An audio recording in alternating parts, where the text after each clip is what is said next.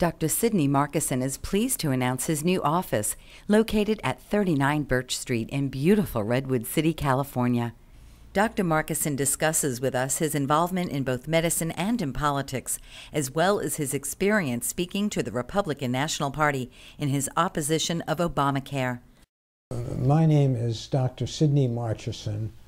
I'm a primary care physician. I have been in the practice of internal medicine for 52 years.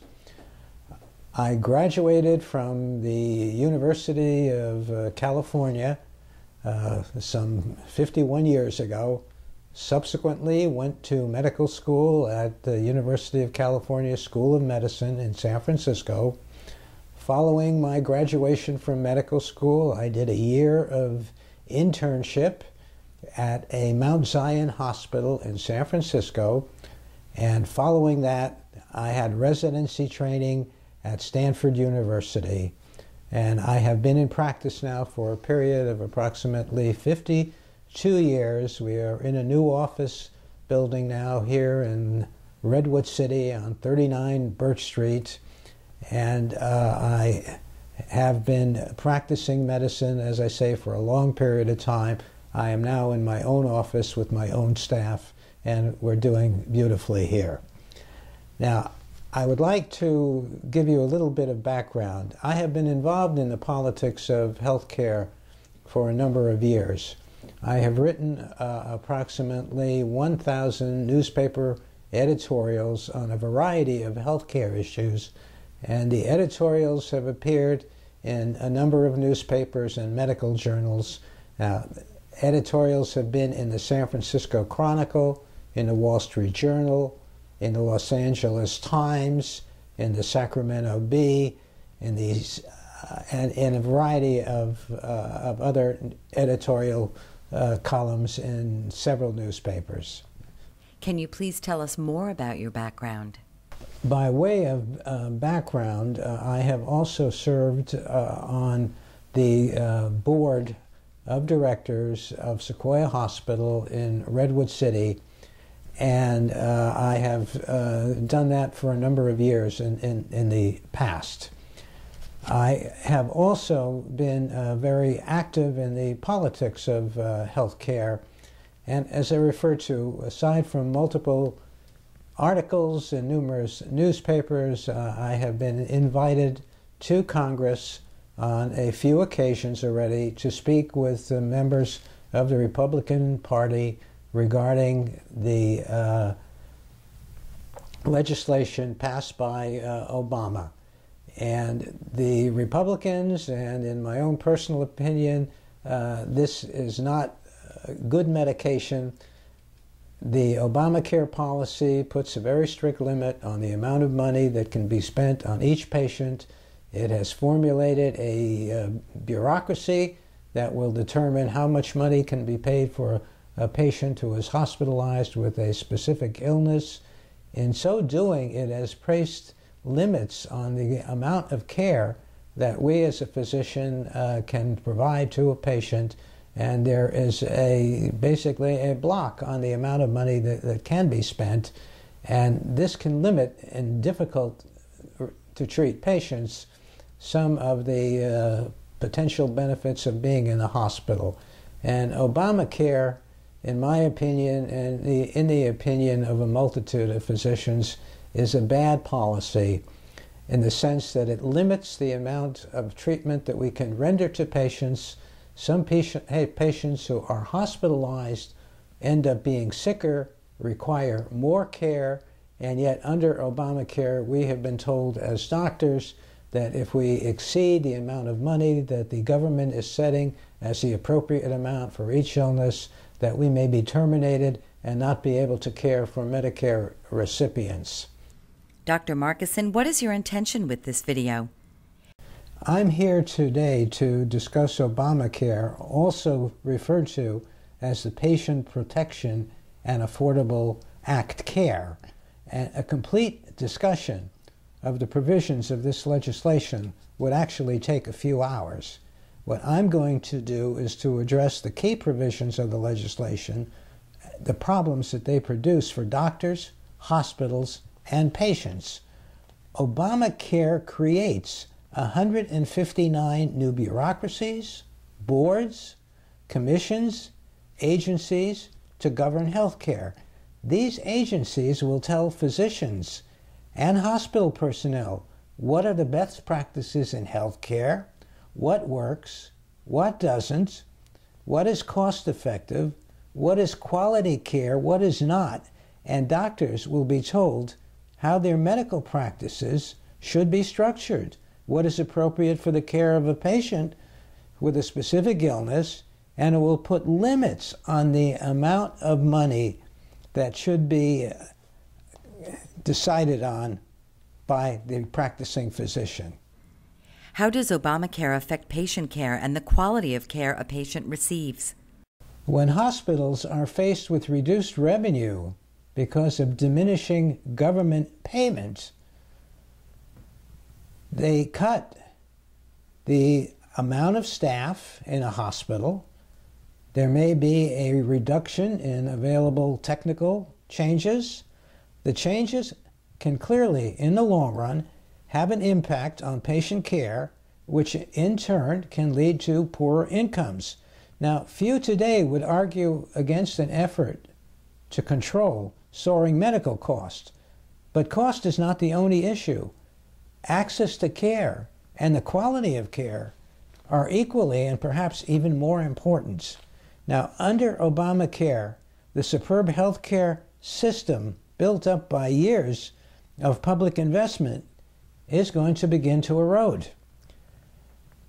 Now, for example, 6 doctors who were going to build new hospitals in underserved areas, when Obamacare became evident and the doctors were not going to be able to charge enough to make up for their expenses, the hospitals were discontinued.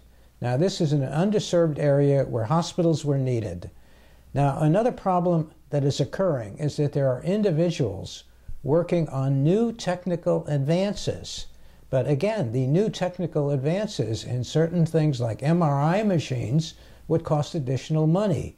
And with Obamacare placing a cap on the amount of money that can be spent on each patient, individuals doing research that would be beneficial in many cases is being stopped by those individuals, knowing that the hospital may not be able to afford the new expensive instruments that would need to be purchased in order to have access to this type of equipment. What effects will Obamacare have on our healthcare system? The superb healthcare system, built up by years of public investment, is beginning to erode. All of us have to start recognizing that we cannot maintain the same level of sophistication and quality of care with inadequate funding. It is hoped that Congress and President Obama will take the time to examine their policies more carefully than they have to date, and that they will enact legislation that serves not only cost containment, but makes sense regarding the quality of patient care. How does Obamacare circumvent congressional involvement? A critical part of Barack Obama's new health care initiative, the Patient Protection and Affordable Care Act, commonly known as Obamacare, is the Independent Payment Advisory Board, composed of members to be appointed by the President without Senate confirmation. The explicit purpose of this group is to reduce the growth of Medicare without affecting overall coverage or quality. Under Obamacare, these IPABs, as it is called, recommendations, must be adopted. Congress is denied the power to overrule its decisions, the first of which are due in a report scheduled to be released in the year 2014. The way it's supposed to work, say healthcare experts, is that this group must develop proposals to reduce per capita Medicare spending if the chief advisory of the Centers for Medicare and Medicaid Services determines that the projected per capita growth rate in Medicare exceeds the target growth from one year to the next. As you can imagine, legislative doublespeak aside, the more people learn about this, the less they like it. So broad-based a coalition of organizations, including healthcare organizations, employers from across the country, insurance companies, and patients are asking Congress to take another look at it, suggesting in a letter to Congress that it will not only severely limit Medicare beneficiaries' access to care, but increase healthcare costs that are shifted to the private sector. U.S. Secretary of Health and Human Services Kathleen Sebelius defends the program. In a recent op-ed published, she dismissed concerns about this panel. Critics say it will ration care and put bureaucrats in charge of the healthcare system, and nothing could be further from the truth. Others are not so sure. Georgia Republican Phil Ganry, the chairman of the GOP House Delegates Caucus and a physician himself, went so far as to say that this agency could cause rationing, and he said that means patients could die. How is Obamacare missing its mark?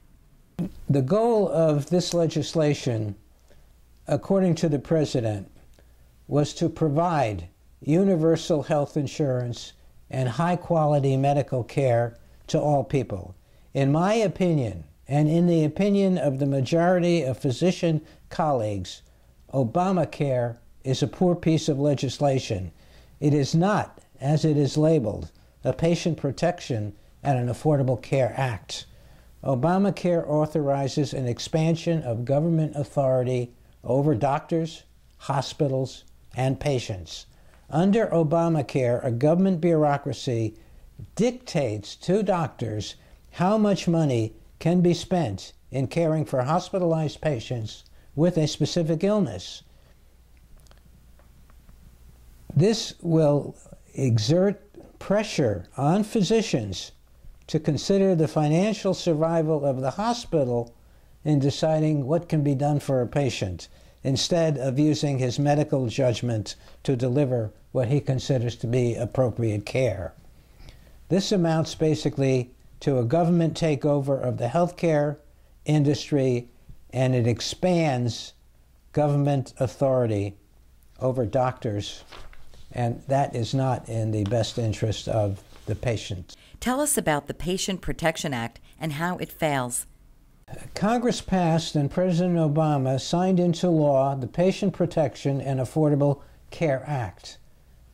This act's supporters said it would achieve the long-sought goal of universal health insurance while preserving the high quality and freedom of choice that was the hallmarks of the American healthcare system. The act's supporters were wrong. Obamacare is a disaster. Rather than liberate the American healthcare system from bureaucracy and waste, it blankets it with more of both, suffocating innovation and destroying freedom. The result is a system that is inconsistent with the freedom, prosperity, high living standards, and traditions of the American people.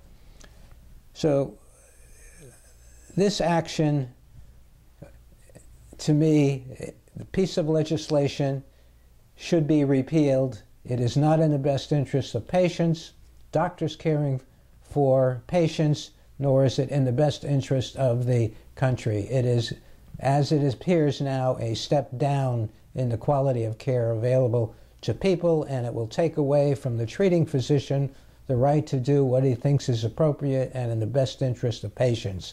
And clearly, some people who are sick and who have serious illnesses may end up dying because of the limits, when perhaps they could be treated with additional care and with the spending of a little more money.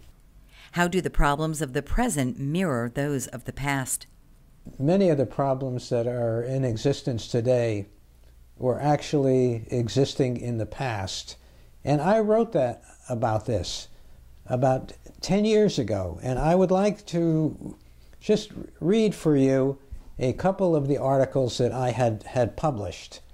Now, there was an article written in a doctor's magazine that guidelines won't cure soaring costs. Now, one solution to soaring health care, the eradication of wasteful medical practices, nobody knows how much today's health cares are attributable to waste, but government assumes it's a tidy sum.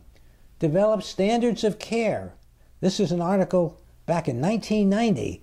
The experts pontificate, and the wasteful deployment of assets will be deliberated. So federal bureaucrats back at that time, in 1990, were formulating guidelines with considerable razzmatazz, and the shining dream subscribed to by medical economists and accepted by politicians is that complex medical problems can be solved by blue ribbon panels. Although supported by the American Medical Association, the notion of guidelines did not win universal approval among practicing clinicians who at that time were apprehensive and suspicious that federal treatment protocols would bind medical practitioners to treat Medicare beneficiaries with particular ailments in a certain way or mandate justification for deviating from government standards. Now, facing federal guidelines in the beginning were no more than recommendations. However, no agreement with government is binding, and experience suggested that the standards would eventually become requirements and that they would be regarded by Uncle Sam as dogma and as directives to physicians, and that any deviation from such standards would be assumed to be incorrect. Now, this is what I said back in 1990. It is what is actually taking place now. Now, I wrote in this article in 1990, could physicians be coerced into behaving like lemmings and treating Medicare patients according to government set standards? They could, but it doesn't require more forethought to see that the reimbursement for deviant claims would be rejected, that physicians would actually be criticized. In the worst case scenario, guidelines by the federal government could be enforced, doctors could be put out of business, and patients would suffer. Now, the desire to restrain costs is most heartening, but stop, stand back, take a hard look at all this frenetic activity, how it occurs with the needs and the problems of the sick patients. Government benchmarks for medical care could be a partial solution to as I wrote then, billowing budget deficits. But there is real danger that restrictive guidelines may cripple our effort to provide proper care for the elderly and others unfortunate enough to have a complicated illness. Now, I read this because this was happening back in 1990. We're talking about all these years ahead, and all the things that were known to be negative at the time this was initially passed are still being passed again. And at that time I had wrote, for all their advantage of consistency, the concept of guidelines is simplistic. It denies the critical value of the physician's judgment. Standards assume that once a patient with an affliction, the diagnosis and treatment always follow logically. If this were the case, we could replace doctors with technicians. Any practicing doctor knows that medicine is an art steeped in uncertainty, and that patients with the same ailment differ in their presentation, in their response to therapy. So again, trying to put specific treatment guidelines and say that the doctors must follow them is inappropriate for many of the patients. Now, there are few right answers in healthcare. Uncertainty is often the rule and not the exception. We render care in an imperfect universe pitted against complex disease states that are not readily cured with some of the magic bullets. Now, the experienced doctor learns to tailor the treatment to the individual patient. When the conventional does not work, to design an unorthodox therapy, and rigid guidelines ignore the flexibility, the creativity of the union mind, the constant monitoring of its own decisions, and its ability to reinterpret data and change courses. The mind recognizes that guidelines, in many instances, are illogical, and the mind is geared to self-correction. But perhaps our real concern as doctors is not the formulation of standards, but the use to which our political masters will put such guidelines. Will the practice standards obscure the individualization necessary to the practice? Will they sacrifice quality, up-to-date medical technology in order to save money? Will they discourage innovation? Will they discover new treatments? And will the regulatory system that emerges cost more than it saves?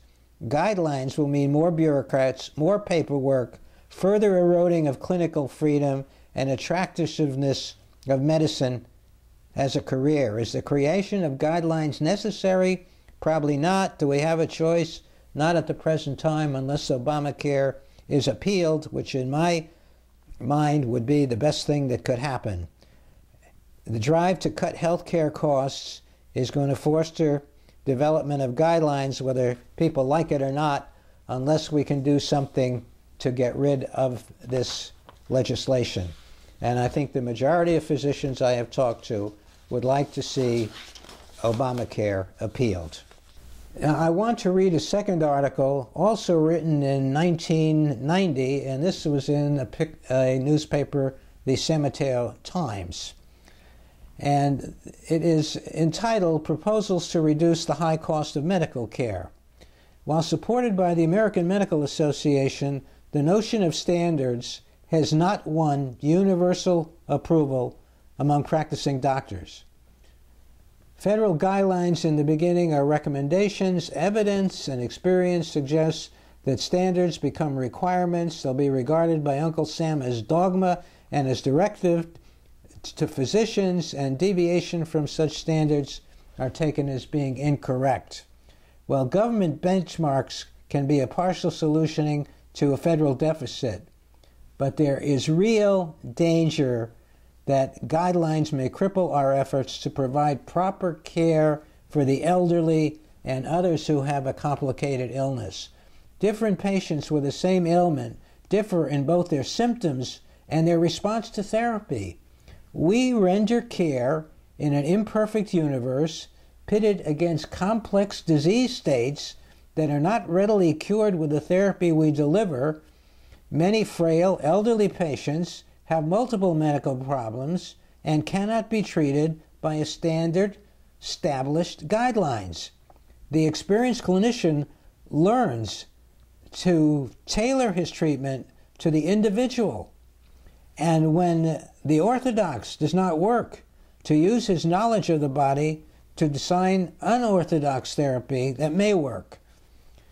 So we have to recognize that by forming guidelines, by locking doctors into specific amounts of money that can be spent, that many patients who are ill and could be saved may, under the current set of circumstances that are required of practicing physicians, that many patients may not survive and may die. And this is not what we want, and this is not the kind or piece of legislation that we want to have.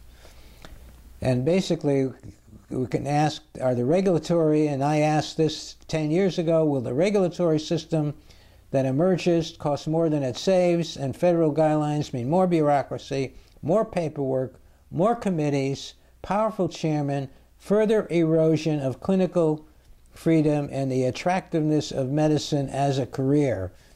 And the desire to cut health care costs, I wrote, may foster the development of rigid and inflexible guidelines regardless of whether physicians like it, but the notion that government standards will benefit Medicare recipients may have no more reality than the emperor's clothes.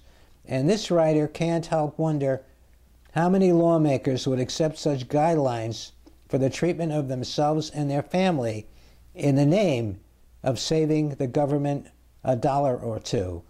Now, I bring that last statement up because it is important to note that President Obama exempted himself and his family from the guidelines.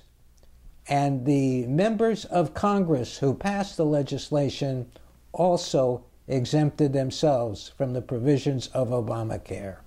So for this wonderful legislation that applies to all the rest of us, neither the Congress nor the president does not have them apply to them.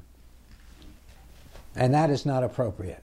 Now, I'm going to also make a quote from an article that I wrote for the Wall Street Journal on June the 26th, 1990. And it is titled, "One Hospital Tells the Cost of Government Regulation." And this was, again, as I say, back a number of years ago when the government initiated a system where a certain amount of money was paid for patients according to their discharge diagnosis. And the hospitals, again, had to try to keep within the limits that the government was going to pay for each disease without losing money. Now, in this article in the Wall Street Journal starts, "The groans you hear coming from your local hospital are not emanating from patients. They're the protests of nurses, hospital personnel, and physicians who are forced to live with a hodgepodge of expensive, contradictory, and confusing bureaucratic rules. The federal government insists that medical care can be continually assessed and audited for quality and appropriateness. At Sequoia Hospital, where I was on the board, 4 full-time employees and 1 part-timer spend all of their time reviewing patient records. 9 or 10 employees appraise the appropriateness of hospitalization." Now, the best way to start saving on healthcare crisis is to check that many of the government's regulators resign en masse, and that we then accept these resignations so fast they don't have time to hit the table. The patients would not lose much of value, and I would surmise that people would be much happier knowing that their taxes were being spent on older persons' medical needs rather than a massive government bureaucracy which has been created now by the current law. Now, am I suggesting that Uncle Sam relinquish all oversight activities? Not at all. Oversight's not a dirty word, and every effort should be made to conduct a review of medical practice on a rational basis. The question is not whether Medicare needs oversight, but the kind of oversight that is appropriate. And what is being done now is not the solution to soaring medical care costs. It is a big part of the problems that we are going to encounter in taking care of patients.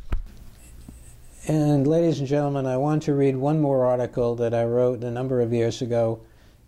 Again, this is about a patient who underwent vascular surgery, and following her operation, she had some complications, and the patient was sent out of the hospital early. And this, again, was at a time when a fixed predetermined amount of money was being allocated for each disease. And the patient who had a leg problem and was forced out of the hospital early actually required an operation and an amputation of the leg because of complications, because she was not allowed to have an adequate stay in the hospital. Now, the article that I wrote, again, in the newspaper, denying a patient needed medical care may be easy for the health planner, but difficult for the practicing physician, and the courts had given now substantial clout to patient advocacy, and third-party payers now have a powerless incentive to seriously reconsider their decisions when a physician protests that care is being denied to his patient, again, against his professional judgment. In this specific case, the individual that was thrown out of the hospital and thrown out because it was felt that she had already exceeded the amount of money that should be paid for the treatment of her illness, but she went to court, and the court awarded her a $500,000 jury award and agreed that the utilization review program should be held responsible for refusing to grant or extend her hospital stay. Now, that brings up the issue now. If individuals are thrown out of the hospital early, if they suffer adverse effects in spite of the fact that the doctor says they should not have been released, that they need to be staying longer in order for me to give appropriate care, is the government bureaucracy that initiated these rules going to take their responsibility, and will the courts listen and end up suing government personnel for making decisions that are adverse to patient care.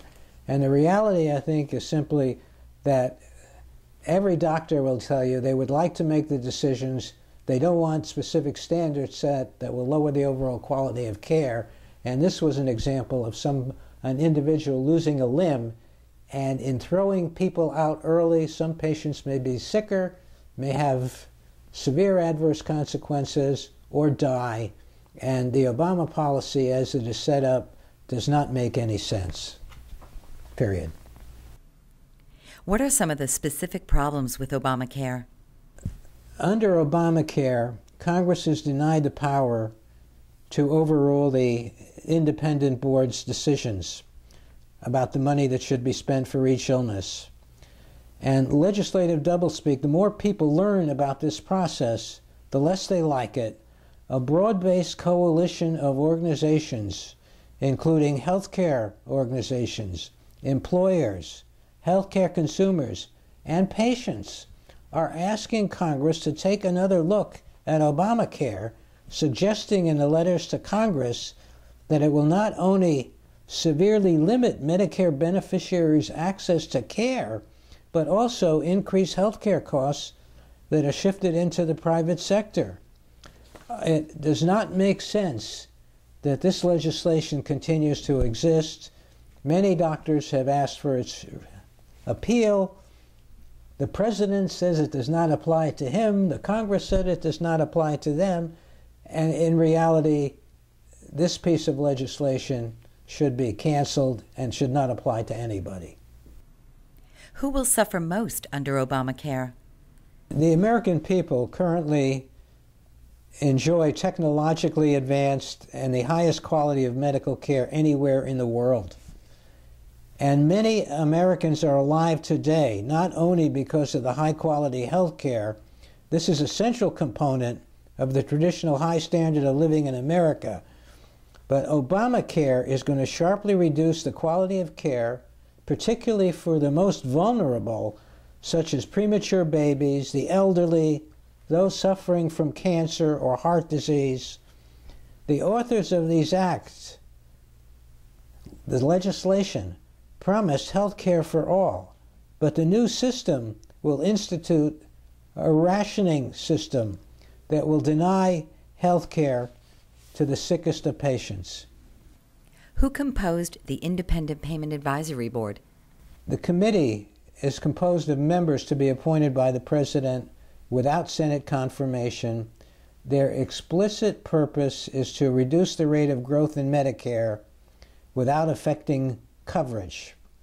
Now, under Obama's recommendations, Congress is denied the power to overrule its decisions, the first of which are due in a report scheduled to be released in July of 2014. Now, as you can imagine, legislative doublespeak aside, the more people learn about this advisory board, the less they like it.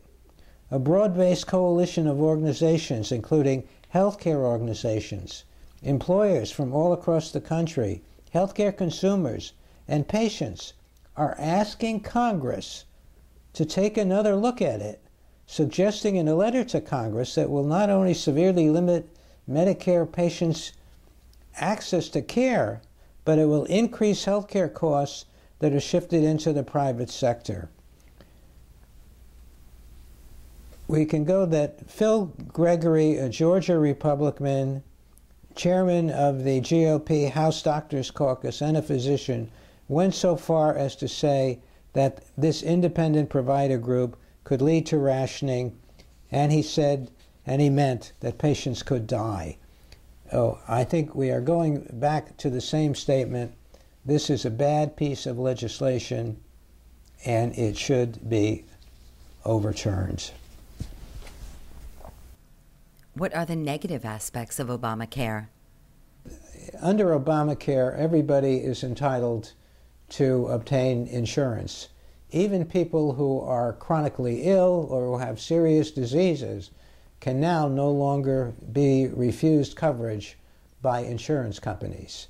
Now, in that sense, that is good for those patients.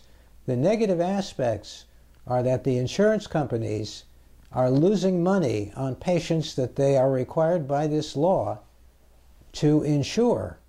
And in order to make a positive amount of money out of all these new patients coming in with sicknesses that will spend huge amounts of money, the insurance companies are turning around and raising the rates on the rest of the population.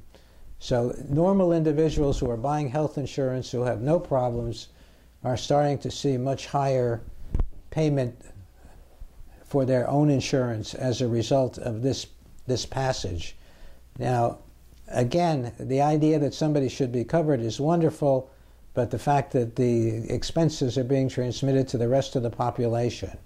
Now, we have another problem with Obamacare in the sense that the number of patients eligible for Medicaid, the poor, are going to markedly increase.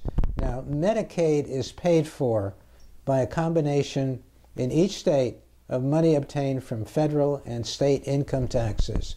So here again, with a vast increase in the number of poor people who are covered, which is good for those people, it is going to result in higher state and federal income taxes as well as higher rates for their own insurance. So we need to take a look at that. I mean, there are individuals who right now are having problems buying their own insurance for themselves and their family, and as those rates escalate, it's going to be harder for a certain percentage of the population that until this time could afford to buy health care insurance.